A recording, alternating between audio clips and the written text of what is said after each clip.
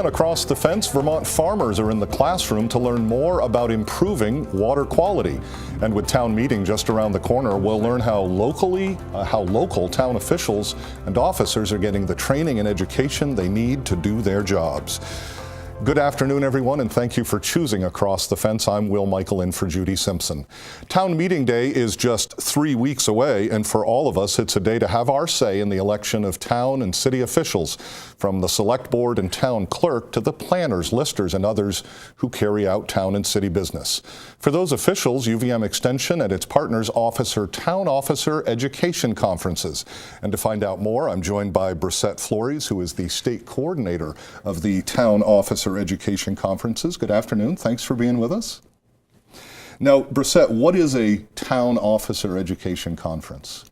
Well, town officers education conferences are one-day conferences held around the state of Vermont. They're for municipal leaders. Really, it's a great way for them to learn tools and skills to help them be successful in their positions, as well as come up to date with the changes and policies and regulations happening throughout the state. What really makes this unique is it's a great networking opportunity for leaders, and it's great for them to learn not just from experts in their fields, but really from each other as well. And so the key, town officers education. This is not something that gets offered all the time. So who attends or who should attend a town officer education conference? Yeah, so this is for all municipal leaders. In the past, we've had listers, planners, clerks, treasurers, but really there's something for everyone. We offer a little bit over 20 workshops, so it's really easy for somebody to come in, whether they're new to a position in government or experienced. They're really able to tailor their experience and to their interests and needs. And again, not just elected officials, this is for appointed officials as well at both town and city level. And you're pointing out that it's also somebody might be new to a town or city government, but they might have served on their respective boards for 10 years. These conferences are for all of those folks, is that right? Yes, town officials, municipal leaders, everyone is welcome. Okay. Give our viewers a sense or maybe some examples of the types of workshop that you offer at a conference. Sure. So every year we have an underlying theme to these conferences. This year it's rural economies in a changing demographic landscape. So we really have a series of thematic workshops with topics such as community engagement, rural town redevelopment in downtown areas, and other things that would fall under that umbrella. This year we're actually very fortunate to have Paul Costello as our keynote speaker from the Vermont Council on Rural Development, and he's going to be sharing his expertise. And I'll just jump in to say he has lots of it. Paul has been a frequent guest on Across the Fence, and the work that USDA Rural Development is doing is quite critical. Didn't mean to jump in, but just reinforcing that, Paul, what an outstanding choice for a keynote speaker. Yeah, he's a great person. We'll be working with him very closely. And we also offer workshops that are a little bit less thematic on topics such as road management, archives and records, and we partner up with the Vermont League of Cities and Towns as well. So there's definitely a large array of workshops. Okay. This is a good time for me to point out, for the benefit of our viewers, that the 2017 Town Officer Education Conferences are being offered on 2 separate occasions. The first you see on your screen is April 4th at the Lake Maury Resort in Fairleigh, and the second conference will be on on April 11th at the Capitol Plaza Hotel in Montpelier. Check the website down at the bottom. That's where you can get more information, and I also understand registration is now open on that website? Yes, correct. So registration open February 15th. Okay. Somebody wants to attend the conference. There's a modest fee of $65. If you can't afford that, or the town isn't willing to put up that money, what happens to somebody who might need some financial help? Yeah, so that's a great question. We really focus on accessibility to all town leaders in Vermont, and we're very fortunate that the Vermont Institute of Government is offering scholarships. So if you're interested in participating but perhaps don't have the funds, they offer to cover at least half of the cost for these conferences. Brissette, we just have a little bit of time left. This is something that Extension has done for quite a while. Yes, so this is actually the 72nd year these conferences have been around. Yeah, and why? I mean, is simply education? Is somebody else doing this? Why does Extension offer this kind of education? Yeah, it's really important for it to be accessible for town leaders to get the knowledge and tools. Oftentimes we have municipal leaders that are new to government, that have never been in a position, and it's really great to have a conference that welcomes everyone to learn about proper meeting laws, learn Robert's rules for meetings, how to engage their community. And so this is really great for whether you're experienced or you're new. It's a great opportunity to gain more knowledge and skills to be successful in your position. Well, thank you very much for coming in this afternoon and explaining this as a bit of a preview, and we'll get you on the calendar to come back in after town meeting and tell us a little bit more. But thank you very much for being with us. A reminder that the 2017 Town Officer Education Conferences are offered on 2 separate dates, April 4th in Fairleigh, April 11th in Montpelier. And for more information, including registration, visit the website uvm.edu/extension/TOEC. Our next segment this afternoon takes us to the classroom with Vermont farmers. During January, Extension offers nutrient management classes to farmers. The purpose of going back to school is twofold. In the class, farmers are learning how to keep valuable nutrients in the soil, which increases their crop yield. And by keeping those nutrients in the soil, runoff is reduced, thereby improving water quality. Across the Fence's Keith Silva tells us more. A farmer's work is never done. Working on the equipment right now, just putting stuff in the shed, make sure it's ready to go in the spring. Curtis Lane operates Lane Farms, a 300-cow dairy in Bristol. He's the 3rd generation to farm here. Something he's learned growing up in the dairy business is if you're going to make a change, make sure you've done your homework. The previous generation always resists change, which is good, because if they didn't, you wouldn't make sure it worked before you did it. You'd be taking unnecessary risks. The advantage I have here with the 2 previous generations, if I'm not guaranteeing it's going to work, I better be quiet, because I will never hear the end of my failure. Curtis raises crops on 500 of the farm's 900 acres. Almost all of the tillable acreage is considered highly erodible, so any new idea that Curtis brings to the table has to protect the farm's most precious resource, its soil.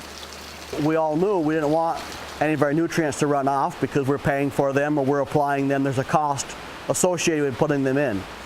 If they run off, they do us no good, and if they're getting into the body of water, they're doing it no good. As it's going to take generations to clean up our lake, you know, it's no different than raising a child. It all starts at home. We're going to look at what we're doing here now and say, if I'm going to stay in business, I have to be on the edge of what's coming next. Today, you cannot afford not to do this. This is what's going to protect you from those 2-inch rainstorms. Starting each January, at multiple locations across the state, University of Vermont Extension offers a 5-week course on nutrient management planning to help farmers balance nutrients and meet state and federal reporting standards. I learned a lot about my soils, the makeups of the soils, and such things. I knew, oh, this field needs this to grow this, but I didn't know exactly what I was putting into it of that, you know. And we were doing the best practice that we knew of at the time, and now I understand that best practice that we were doing previously was still logical, legit, and accepted.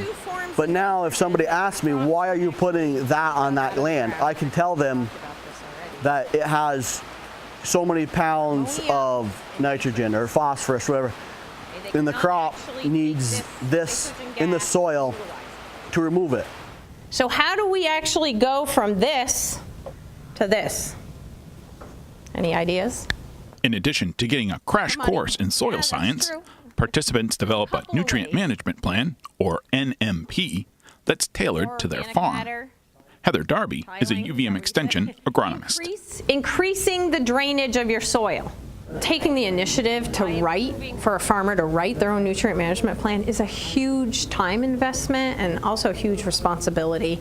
And so people that actually take this class, they're here on their own free will. Nobody's making them do this. If they wanted a nutrient management plan for their farm, they could hire somebody to develop that plan for them. They don't have to do it on their own. The farmers that are here are, interested in learning more about soils, about how to better grow their crops, what the crops need, how to reduce their impact on the environment. To really educate themselves is part one, and then to get this plan at the very end is a benefit of doing that. And farmers are really here because they want to learn how they're laid out. I'm using it as a tool, as you would a wrench. If you plan on taking tires off, you got to have the right wrench. If I plan on farming, I got to have the right tools, and this is a tool that I have access to whenever I want it. In order to input data and make up-to-the-minute adjustments to their plans, farmers use a computer software program called GoCrop. The software was developed by UVM Extension. There's also a mobile app, so farmers can input information while they're in the field. The nutrient management plan is a current what is happening today. It gives us all the information that we need to make an educated assumption of what we can do the following year based on the results we got in past years. The plans UVM Extension helps farmers develop go beyond the farm. It's a tangible explanation of what a farmer is doing, how they're doing it, and why they're doing it. For Darby, this kind of knowledge is just as important as having a nutrient management plan. When farmers take the course and you ask them, why are you here? We know regulation is coming. We hear that a lot. We want to save money. We, want to improve our crops and the environment. So it has become more mainstream. More people know what it means, including the public. So it's also become a powerful sort of communication tool and gives farmers the ability to have something to show their neighbors and community. Yeah, saying like, look, I've gone through this really, intensive process to do my best by the environment and by my farm and by you, and here it is, and can communicate about it too, especially if they've learned firsthand what it all means. And I think people value that as well, because knowledge is power, and this gives them more knowledge and more power to really sort of communicate about the issues that we have in Vermont today. It's really important. Back at Lane Farms, the clearest example that Curtis's plan is working is to look at the water coming off his fields. It's clear. The soil's not washing away, which means the nutrients are staying in place. Credit Curtis's nutrient management plan and the pride he takes as a steward of the land. I use in discussions with people I know things I learned in my nutrient management plan about soil loss and the purpose of the cover crops, the purpose of the sprays, and the purpose of the tillage practices and so on and so forth, of what that directly does to the water quality that I have control of. Or I say control of, which is actually an incorrect word. I have responsibility for. Because if you do not own the water, you own the land around it, underneath the water. You have control of that. That has a direct impact on the water, which you don't own. Now that water that is moving through your land, you have a responsibility to the environment, to your livestock, to your family, and to the general public, that if we all take care of it, it will be there forever. What's happening at Lane Farms is what's happening across Vermont. Farmers are making plans for today and putting them into practice for tomorrow. In Bristol, I'm Keith Silva with Across the Fence. The nutrient management classes held in January lead to the 2017 No-Till and Cover Crop Symposium. No-till and cover cropping are proven strategies to improve water quality. The 2017 symposium is coming up on Thursday. It's from 9 a.m. to 4:30 p.m. at the Sheraton Conference Center in Burlington.